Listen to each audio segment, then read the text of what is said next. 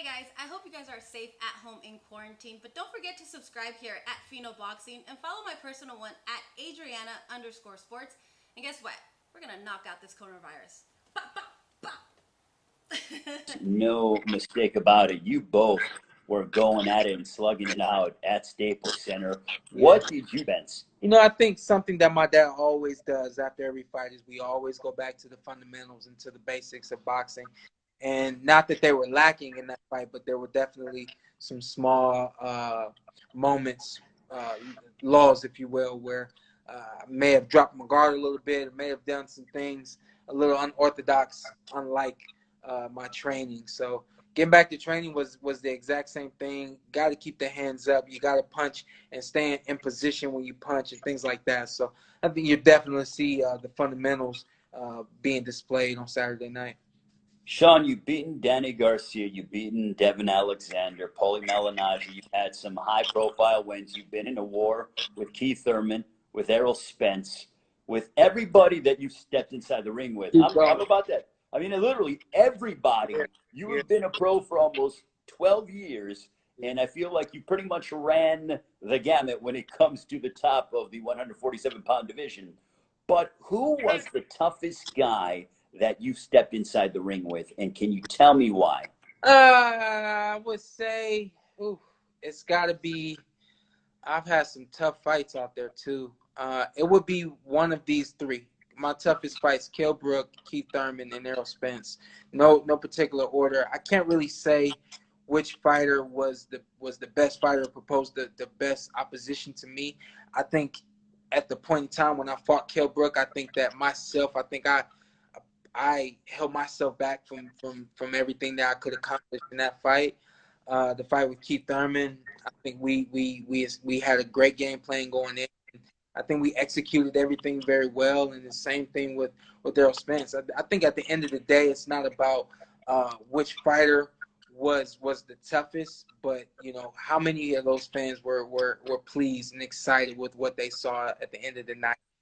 That's what matters to me. It could obviously be on the opposite end where you only have maybe one defeat, or could, potentially maybe even be, undefeated in some aspects. But do you think that, in terms of fighting the best in the welterweight division, that a fight with Pacquiao or maybe a Terrence Crawford may lie in the wings, or would you want a rematch with Errol Spence? Because I know you've mentioned fighting Manny Pacquiao before. Well, you know what? I've said this. I never saw myself fighting Sebastian Formella. Didn't know him before the fight was made. So for me, I can always say what I want to do, but I don't know what's going to happen. So to keep it plain and simple, Errol Spence, Keith Thurman, Manny Pacquiao, Danny Garcia.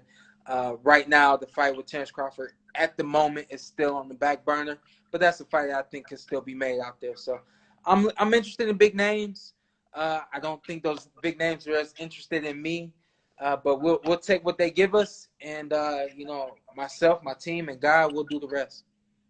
Shawn, what has the preparation been like for you as you get ready to take on Sebastian Formella? This is a brand new world that we are living in, with social distancing and wearing your mask and making sure that everything is sanitized, especially even that much more after every PBC fight on television. They go and sanitize the ring. I'm sure you've seen it. They wipe down the ropes, everything else. But has your schedule when it comes to training been affected at all? Or have there been some little things that you've had to do differently?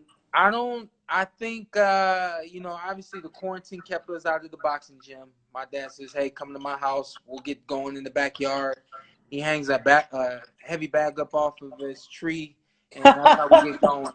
He swept out the dirt, and I'm doing, 5, 6, 8 rounds in the backyard. After that, he had someone come over and actually build an entire rack. Now we got a couple bags, got up a speed bag. We have a boxing gym in my dad's backyard. So that's where I would say probably about 80% of the work was done this camp. Then, of course, we did start to get into the boxing gym just for sparring, and we had closed-off sessions. Nobody's coming in.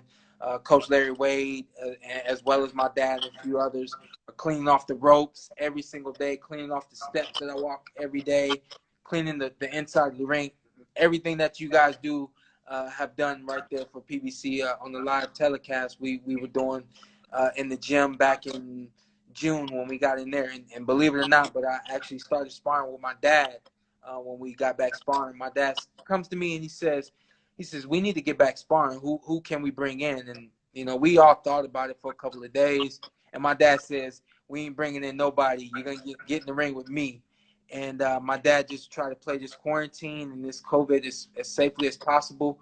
I sparred with my dad, I think, about 3 weeks, twice a week for 3 weeks. So you sparred with your dad? Yeah, then he felt comfortable enough to bring in some other guys that he knew would be healthy, would follow our rules and our guidelines while they were in town training with me. But my dad, you've seen him before, man. Obviously, he stays in shape, but you know that my dad is no nonsense and no stop, no quit type of attitude, and that's everything that you see in the ring from me.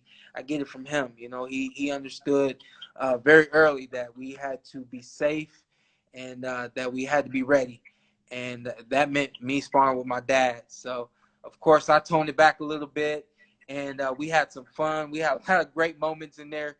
Had a lot of moments of him yelling at me, telling me that I'm doing too much. Stick with the basics. What have we been working on? So it was a lot of fun. And I think this quarantine has really helped all of us grow.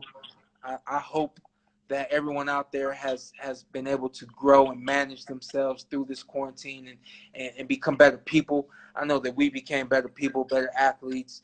We're clean and safe and things like that. This is going to continue forever. So, things like carrying around the masks as well as the hand sanitizer, that's day and night with us now. It's a part of the daily routine.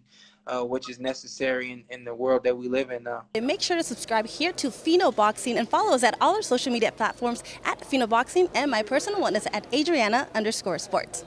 Enjoy.